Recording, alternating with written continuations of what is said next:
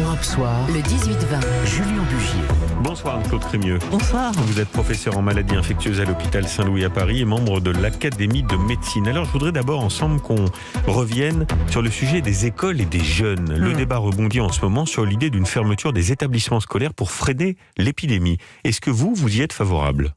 Je crois que c'est important de rappeler ce qu'on a appris au cours de cette deuxième vague, parce qu'on a pas mal appris du fait que une bonne partie des pays ont laissé leurs écoles ouvertes, ce qui n'avait pas été le cas pour la première vague. Ce qu'on sait, c'est que la circulation du virus dans les écoles, c'est un reflet de ce qui se passe autour de l'école, c'est-à-dire de la diffusion communautaire du virus. On sait aussi que la majorité des enfants se contaminent à l'extérieur de l'école et que l'ouverture de l'école n'a pas empêché le contrôle de l'épidémie lors de la deuxième vague.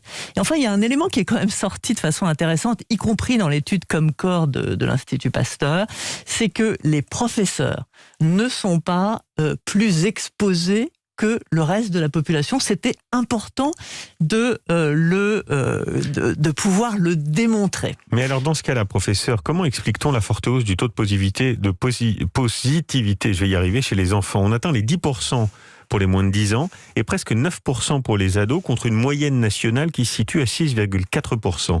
Est-ce que c'est un chiffre qui vous inquiète, ça ? Alors, je pense qu'il faut... Ce qui serait intéressant, c'est d'avoir une très bonne idée du taux de positivité dans les écoles et aussi de la façon dont le virus circule dans les écoles. Pour l'instant, on a des sondages, on n'a pas une réelle idée.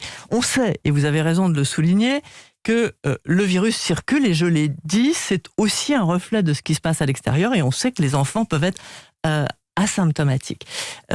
Ce qui a été dit et redit d'ailleurs en fin d'année par le CDC, enfin le centre européen des contrôles des maladies infectieuses, c'est que ce qui est important, c'est de se dire que ça sera le dernier endroit qu'on va fermer, parce que on sait les risques de fermeture des écoles. Donc au fond, les pays européens sont restés sur une idée. On sait que ça circule, mais ça n'empêchera pas le contrôle, donc c'est le dernier endroit à fermer. Donc même en cas de reconfinement, ce qui semble peut-être être le cas, non pas demain ou après-demain, mais la semaine prochaine, c'est ce qu'évoquent nos journalistes politiques qui ont des informations proches de l'Élysée, on laissera les écoles ouvertes. Alors ça, c'était vrai avec ce qui s'est passé avant. Il y a beaucoup de parents qui nous écoutent là. Ce qui s'est passé avant, c'est-à-dire la deuxième vague.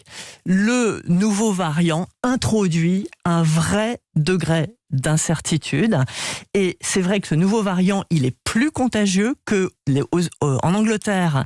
Ils n'ont pas réussi à le contrôler avec un confinement allégé tel que celui qu'on a mis en œuvre et que les Anglais ont mis en œuvre. Les Anglais ne sont pas des modèles. Les masques sont toujours pas obligatoires chez nos amis anglais. C'est vrai. Il faut dire qu'en France, c'est très bien que la population ait vraiment adopté ce moyen de protection. Mais néanmoins, il faut quand même prendre en compte le fait qu'ils n'ont pas réussi à contrôler ce nouveau variant avec un confinement allégé, et ils ont été contraints à fermer les écoles. C'est une épidémie dans l'épidémie, ce qu'on est en train de vivre. C'est une nouvelle épidémie en quelque sorte. Avec ce nouveau variant, on réintroduit un degré d'incertitude sur le niveau des mesures de freinage nécessaires pour contrôler la circulation du virus. Et donc, on ne peut pas exclure qu'on sera amené, si ce nouveau variant circule de façon importante en France, à fermer les écoles. Il est plus dangereux, ce variant anglais ? Il n'est pas plus dangereux, mais il se transmet mieux, et par conséquent, il est plus difficile à contrôler. Ça a été très bien mis en Donc s'il se transmet mieux, au bout du bout, il peut faire plus de victimes. D'où l'intérêt d'une vaccination la plus rapide possible des personnes qui font des formes sévères, des formes hospitalisées. Il engage une vraie course. Mais on va avoir du mal, parce qu'il y a 18 millions de personnes qui ont des comorbidités ou qui sont fragiles dans notre pays, en France. Donc pour arriver à 18 millions de personnes vaccinées, je crois que c'est 200 000 personnes à vacciner chaque jour, le dimanche compris, et d'ici à l'été. C'est notre enjeu, c'est l'enjeu des Anglais qui ont décidé qu'ils arriveraient à vacciner 14 millions de personnes jusqu'en février. Voyons si nous sommes capables de lancer cette course, je dirais, qui est essentielle pour diminuer la mortalité. Alors, professeur Crémieux, il y a un élément qui va être déterminant. Dans les 48 heures qui viennent, on va avoir le taux de pénétration de ce virus mutant sur le territoire français. C'est très important. Est-ce qu'il faut s'attendre à ce que ce soit massif ? Je ne peux pas vous donner de chiffres parce que nous avons une vision extrêmement parcellaire. On aura le chiffre à partir des relevés nationaux des autorités. Ça va être très important de considérer deux choses. Le taux de ce variant par rapport aux autres virus et aussi de savoir si les cas qui ont été détectés sont des cas qu'on peut rapporter à un voyage en Angleterre ou si c'est déjà des chaînes de contamination dont on a perdu la trace. Parce que quand on voit ce qui se passe, vous l'évoquiez en Angleterre, ça fait peur. Hein. 60 000 contaminations jour avec un système de santé qui est littéralement au bord de l'asphyxie. Absolument. À Londres, un habitant sur 30 a le Covid. Et vous dites que si l'épidémie de ce variant n'est pas maîtrisée, ça peut nous arriver chez nous en France. Ah ben, c'est clair, ce virus diffuse extrêmement rapidement. Si on bénéficie d'un peu d'avance par rapport en Angleterre, il faudra en profiter pour le freiner avant qu'il prenne l'ampleur qu'il a pris en Angleterre. Donc si je lis en sous-texte ce que vous êtes en train de me dire, ça veut dire que si l'épidémie de variant est incontrôlable chez nous en France, ça veut dire fermeture des commerces non essentiels comme au mois de novembre dernier, ça veut dire fermeture des écoles, ça veut dire tout le monde chez soi. Je pense que si on a affaire à un variant qui diffuse rapidement, on va se retrouver dans la même situation que l'Angleterre, c'est-à-dire obligé d'utiliser les mesures de freinage au maximum, c'est-à-dire revenir à un confinement très strict. Alors moi j'ai une question à vous poser, parce que avant qu'on en arrive à cette solution extrême, il y a la perspective d'un couvre-feu national à 18h. On entend beaucoup ça dans les coulisses de l'Élysée. Est-ce que cette mesure, on est sûr que c'est efficace par rapport à un couvre-feu à 20h ? Tout ce qui diminue la mobilité et l'activité a un certain impact sur la circulation du virus. Mais c'est prouvé, ça a été démontré en Guyane.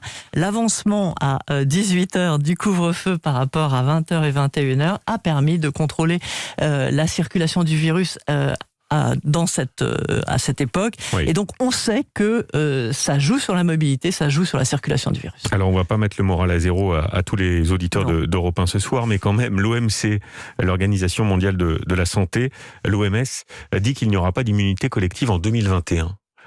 Ça veut dire que dans un an, on en sera encore au même point ?